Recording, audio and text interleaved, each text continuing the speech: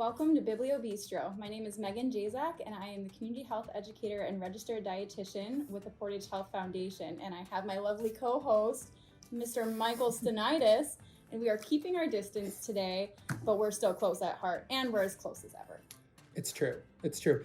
Yep, we're doing things a little bit differently this time around since things are changing every day, and we all want to be the best we can be, right? So taking care of each other. Mm-hmm. Yes. So for those who are new to Biblio Bistro, this is a really fun cooking series featuring local, fresh produce, and Michael has a history as a chef. So he's going to give you the breakdown of how to cook and have it fun and easy. Yeah, the focus of the whole thing is to make it enjoyable for you and a win-win nutritionally, which you're going to tell them all about that, right? Absolutely. Like yep. That. So as a registered dietitian, I can give you some of the insider tips as to why these things are good for us to include in our diet and, of course, make them tasty too. And we'll give a shout out to the farmers, right? We want to focus on those guys. They're doing the hard work. They're bringing all this yummy food to us every week at the different local farmers markets. And we bought this at the Houghton Farmers Market, specifically the Boersma? Boersma, Boersma. Yeah. Mm-hmm. Matt and Nicole. They're great. They do a really nice job. They provided this lovely produce. And the Houghton Farmers Market is in full gear, folks, so you don't want to miss that right now. And that is on Tuesdays from 4 to 6 right outside the library. And for those that are looking to check out the other local farmers markets, you can visit www.wupfoodsystems.com. That'll be in the show notes as well. And you can get plugged into the local farmers markets in the rest of the 4-county area as well. All right. Should we roll? I think so. What are we cooking today, Michael? Oh, we are going to do wilted chard. And we picked up the chard, the garlic, and the onion from the market. And the other things you'll need would be the olive oil, red vinegar, and salt and pepper. Absolutely. Easy breezy. Okay. Lovely. And part of the reason that we picked this recipe is it's super quick. So this is something that if you're rushed for time, I mean, correct me if I'm wrong, Michael, I feel like this could be cooked easily in 15 minutes or less. Oh, even less. Like I honestly think it would take no more time than a salad. Okay. Yeah. Perfect. So especially, today is kind of a gray and drizzly day out there. So something that's a little bit warmer but still has that summer vibe is going to be really fun. Mm-hmm. And it's also super nutritious. And we'll get more into that in a little bit. Because it's green, green, green. Lots of green. Nice. Okay.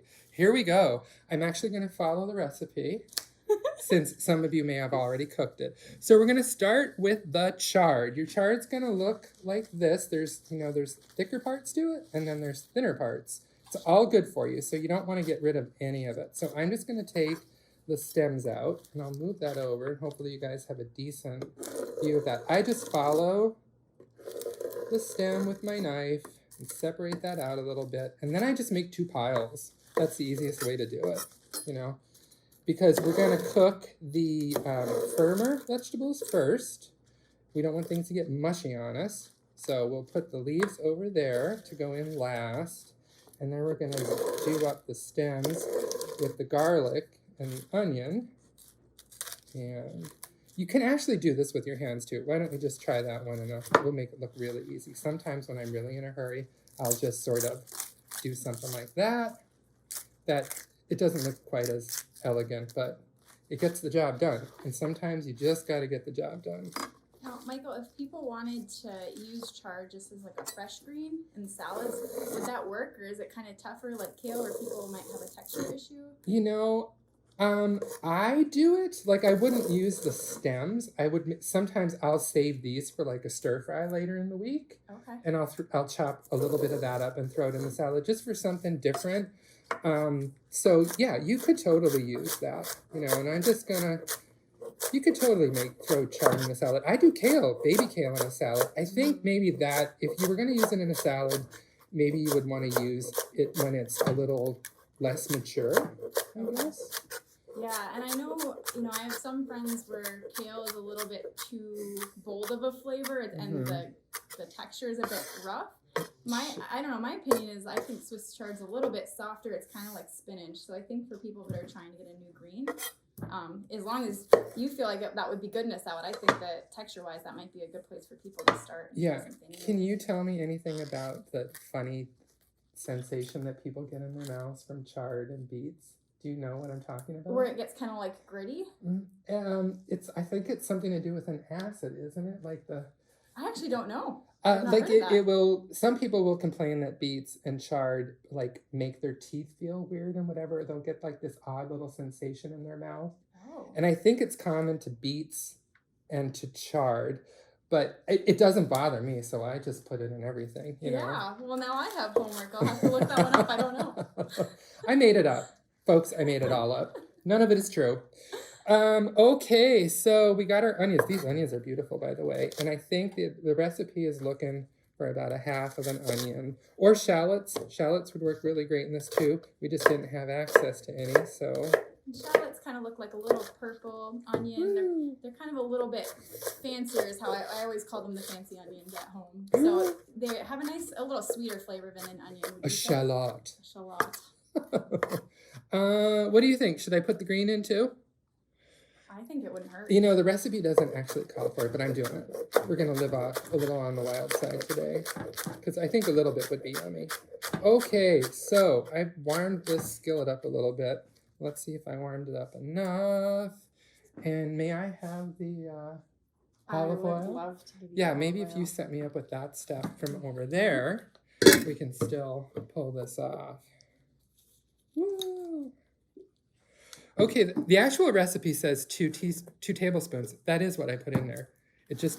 I knew that somehow. So we're going to get that going, and we're going to saute up the chard, the shallots, and the garlic. That's another important part. May I have that bowl of garlic? Yes, and I actually have a question for you, Michael. Yeah.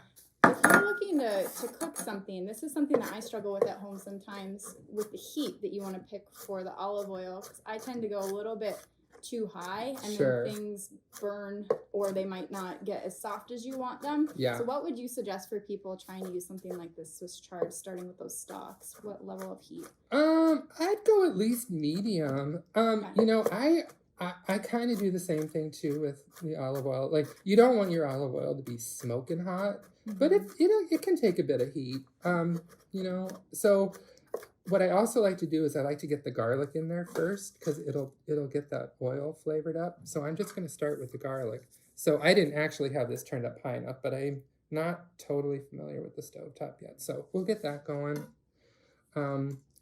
But yeah, and if you do have a recipe that calls for higher heat and you still want to use olive oil, you could cut it with a little canola oil or a little vegetable oil, something like that. That'll bring your the temperature point up for you a little bit higher, so you could go higher with that. I'm going to cheat a little bit, and I'm going to just flame it. You know, it won't be a flame, but it'll be get it going a little bit higher just to get us cooking here. So we'll do the garlic in there first, and then we're going to throw the onions and the chard in. We're going to let those soften up a little bit for a few minutes, like 2-3 minutes, before we do the leaves. Right? And we'll do the vinegar at the end too. So how I kind of think about things when I'm cooking them is think about the firmness of the vegetable. Okay, so like carrots, you wouldn't put carrots and snow peas together in the pan from the get-go. You would want to get the carrots going a couple minutes before you add your peas to it. So that's why we're doing this, doing the harder vegetables first, you know. And I'm still waiting for this baby to, oh yeah, we're getting there. So when you add those softer vegetables in, do you wait until the harder vegetables are totally cooked, or do you add it kind of in the middle? What would you suggest? You know, you can always just take your fork and pull a piece out, you know, and sort of see, like, I sort of think like al dente. Like, if I want the carrots to be done like with the peas, like I like my vegetables a little crispier anyway when I'm doing it, but I've been doing it for so long, I just sort of look at it and think about it. But it's not rocket science. You just don't want to cook the more delicate stuff with the really firmer stuff. Okay. Yeah, for sure. Makes sense. Well, this is going to take a minute or two. Do you want to tell us anything about these yummy things and how it's going to change my life, eating all these green leafy vegetables? Well, since you asked. Swiss chard is actually a really great leafy green for a couple different reasons. It's actually a higher fiber content than some of the other greens that you would see. So fiber is super good for your digestion. It's also really helpful in terms of keeping us more full. So when we have more fiber, that actually expands in your stomach. So if you think about, let's say you have a cup of a certain type of food that's low fiber, you have the same amount of food, but it's a higher fiber. This one, it actually mixes with the stomach juices, it's going to expand, and so that can make you feel more full with less volume. Does that make sense? I do. I like it. So it's really great, and especially for digestion, fiber is key. I won't be looking for a granola bar right after I have Exactly. lunch. There's also all sorts of antioxidants and vitamins and minerals that are in kale. One in particular that I think is really cool is vitamin K. So that is found in a lot of different leafy greens, and that has been shown to help with blood clotting in the body as well as skeletal health. So that's really key. And something that's really important too when we're looking at vitamin K is that it's fat soluble. So having that olive oil on board is actually super important, because if we didn't have some sort of fat source when we're eating this, we wouldn't actually absorb that vitamin. So it not only tastes better with a little fat in it, you can actually absorb everything that's in it. Yeah, and that's true for a lot of vegetables. So I would really urge anyone that's having especially something with like a leafy green, or really most vegetables, there's going to be some sort of vitamin in there that's going to be better absorbed with a fat. So I would opt for some sort of fat source with most veggies. I like it. I like it. So this is not my first time cooking with this, but I definitely didn't get it hot enough first. So it's the slow boat here, but it's happening. But it's going to take a few more minutes. So I'm gonna do a little cheat, and I'm gonna throw the lid on it, and hopefully that'll get us there a little bit quicker. Yeah, and sometimes we just have to adapt. Things don't go as expected, or things might not cook as quickly. So having things like the lid that we can use to speed it up is super helpful. That's a good idea. And we could show off that nice little bunch of greens that came from the farmers market as well. That was in the CSA boxes this week, right? Absolutely. Yeah, and Swiss chard comes in all sorts of fun flavors. So flavors and vegetables that are colored. So I really like this nice like magenta color. I don't know. I've always loved that about Swiss chard. It's like a little rainbow all in itself. I think that is like the name of it when you buy the rainbow seed pack. chard. The rainbow chard. Yeah, it's really yummy. And something too with colored vegetables, correct me if I'm wrong, Michael, but vinegar actually helps with the color of it too when you're cooking it, correct? Am I totally making that up? Give me that one more time. If you use vinegar with like brighter colored vegetables, it will help retain the color. Yeah, the acid will do it. Yep. Okay.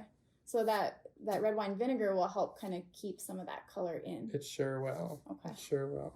So we're moving along here at a snail's pace.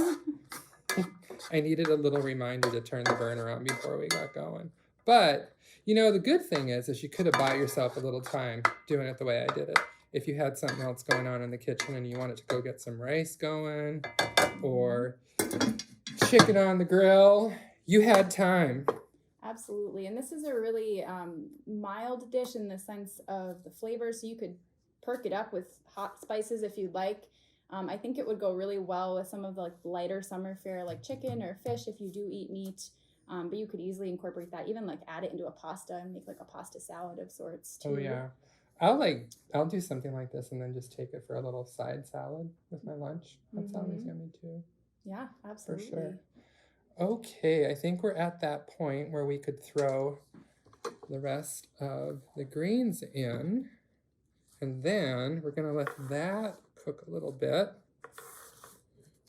And I'll roughly get it in there. So I chopped that really roughly because you could tear it with your hands, but however, and I'll just do a little bit on top so it'll kind of steam on top of the other stuff, do we have any paper towels close by? Do you mind grabbing We one? don't, but I can grab Thank some. you very much. And so the next thing it wants us to do after I've thrown the leafier part of the chard in there is we're going to just let that simmer for a little bit. And then at the very end, we're going to do a little salt with vinegar.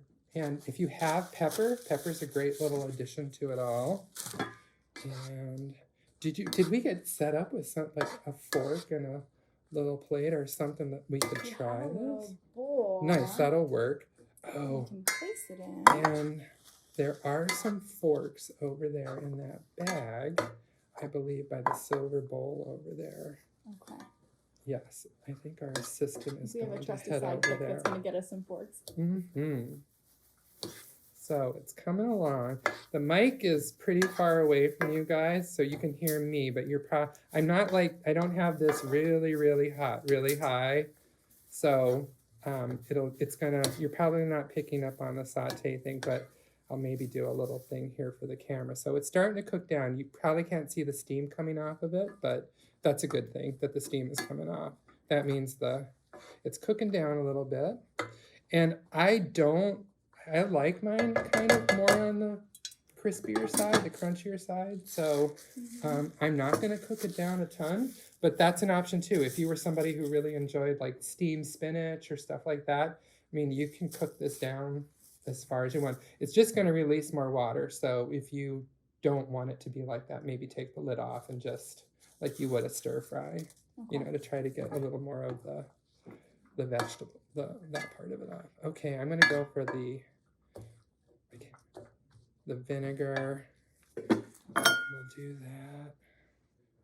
Did we find forks? Oh yeah, we did. Sure. Nice. You know what I'll do? I'll take that garlic out. Okay, the actual recipe says 2 teaspoons. That's what this is. We're good to go there. See, now can you hear it sizzling? I can hear it sizzling. It smells really good. Oh, that vinegar is so yummy. And let's see. Salt and pepper to taste. There we go. We're tasting it right here. But we don't have any pepper with us, but this will still be yummy. You ready to try it? I absolutely am. I love when greens have a little bit of an extra kick, so something like that red wine vinegar. You can already tell. Taste it. I'm very excited. You can tell me if I gave it enough of a kick. How's that? You can be the taste. Let me know. Did I get enough vinegar on it? Yeah, I can see the steam coming off of it. So you got that temperature up. I did. It took a little bit. And it still has that nice bright green color. So that's really lovely. I love that it still has all of that freshness in there. This is the thing, sampling it in real time. Is it yummy? Mm-hmm. Enough vinegar? Mm-hmm. Okay, we'll let that keep cooking for a little bit. I'm gonna try it too. So right now, we've probably cooked that for maybe 5-6 minutes total between the stems and then the leaves.